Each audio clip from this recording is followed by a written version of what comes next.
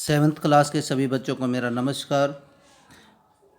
Seventh class के लिए विज्ञान की आज वर्कशीट नंबर 10 आई है।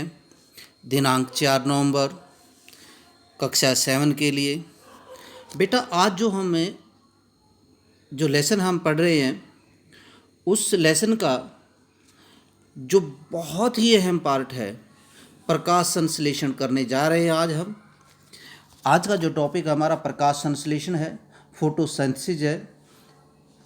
बेटा ये जो टॉपिक है ये विज्ञान का अहम टॉपिक है, जो जीव विज्ञान है उसका अहम टॉपिक है। इसे समझना हर बच्चे के लिए परम आवश्यक है। चलिए देखते हैं कि प्रकाश संश्लेषण क्या होता है। मैं आपको समझाता हूँ। देखिए बेटा, जैसे हम अपना भोजन बना लेते हैं, रसोई में आके सब्जी बना ली, कोई और चीज़ बना ली, रोटी बना ली, चावल बना लिए। आपने देखा है कभी पौधे ऐसे बनाते हैं? नहीं बनाते। तो फिर वो जीवित भी रहते हैं, वो खाना कैसे खाते हैं? तो बच्चों यही आज के टॉपिक में हमने समझना है कि पौधे अपना भोजन कैसे बनाते हैं।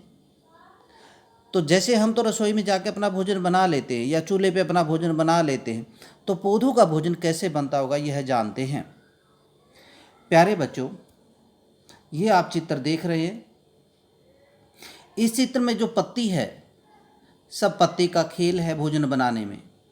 जब सूर्य की धूप इस पत्ती पर गिरती है तो पत्ती के अंदर एक पदार्थ होता है क्लोरोफिल, हरा पदार्थ होता है क्लोरोफिल। पत्ती पे जैसे ही सूर्य की धूप पड़ती है तो वो क्लोरोफिल सूर्य की धूप को अवशोषित कर लेता है, सोख लेता है, और फिर पत्ती क्या करती है, पत्ती के अंदर जो छेद होते हैं वो कार्बन डाइऑक्साइड ले लेती है और जड़ों से पानी ले लेती है पत्ती। तो जड़ों से पौधे के द्वारा पानी ले लेती है और उसका भोजन तैयार हो जाता है। तो इन चार चीज़ों से मिलके, एक तो सूर्य की धूप, पौधे के अंदर जो क्लोरोफिल होता है वो, कार्बन डाइऑक्साइड और पानी, चार चीज़ मिलके पौधे का भोजन तैयार करती हैं। कौन? पत्तियाँ। चलिए,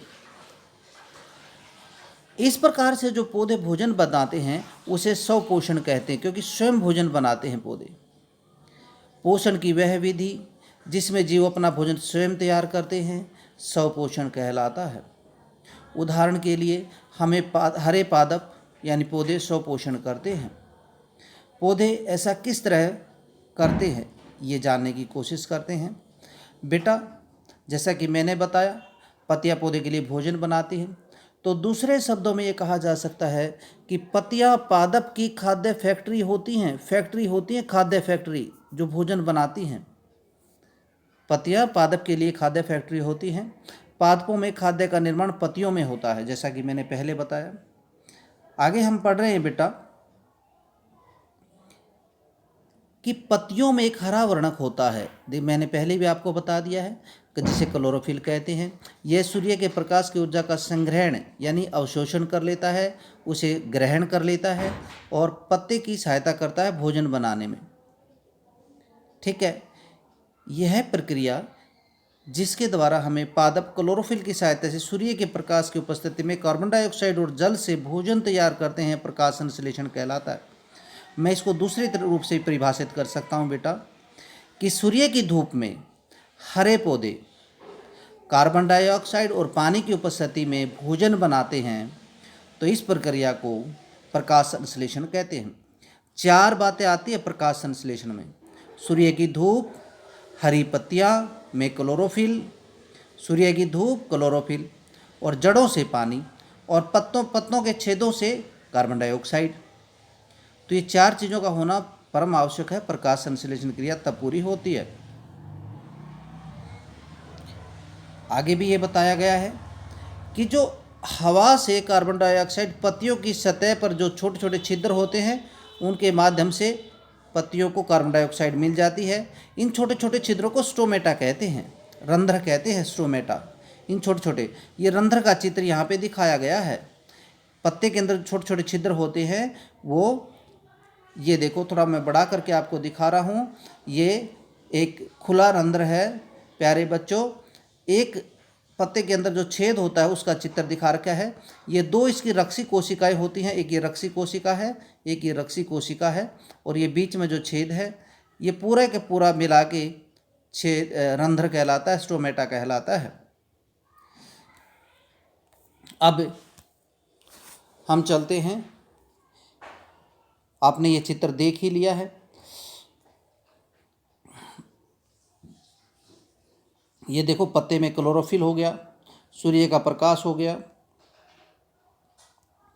पत्ती में ये क्लोरोफिल हो गया, सूर्य का प्रकाश हुआ, कार्बन डाइऑक्साइड होगी, पानी पौधा जड़ों से ले लेता है और भोजन इस प्रकार इसका तैयार हो जाता है। अब कुछ पौधा खनिज लवण भी लेता है। खनिज लवण कैसे? यानी जल और खनिज जड़ों के द्वारा उसे प्राप्त होते हैं। कुछ वाहिकाएं होती हैं, जैसे हमारे शरीर में होती है ना नलियाँ, छोटी छोटी पतली पतली नलियाँ होती हैं जिन्हें हम नसें कहते हैं। तो इस तरह पौधे में भी वाहिकाएं होती हैं जो इस भोजन को, जल और खनिज को पत्तियों तक पहुंचाती हैं। पत्तियों तक ये पहुंच जाता है नलिकाओं के द्वारा, ठीक है, और पूरे पादप में ये फैल जाता है पानी और खनिज लवण।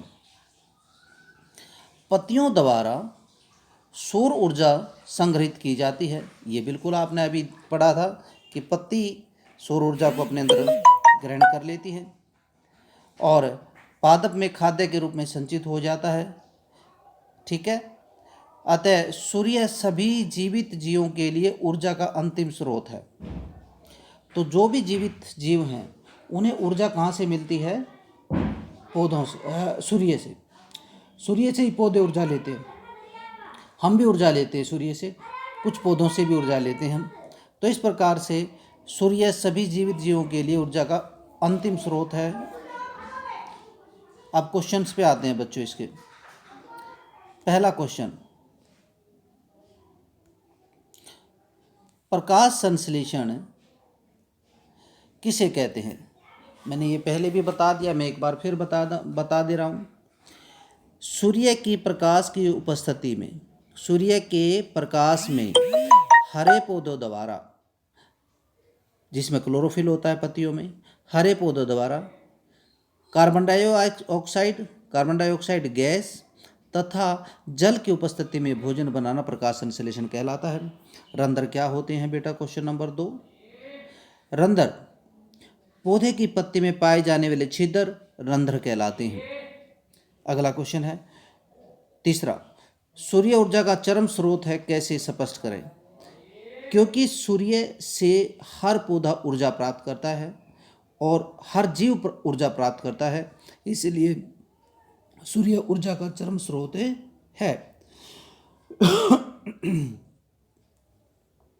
अगला क्वेश्चन है बेटा, पत्तियां पादप की खाद्य खालिस्तान होती है, पादप की खाद्य फैक्ट्री होती हैं। तो ये थी आज की वर्कशीट।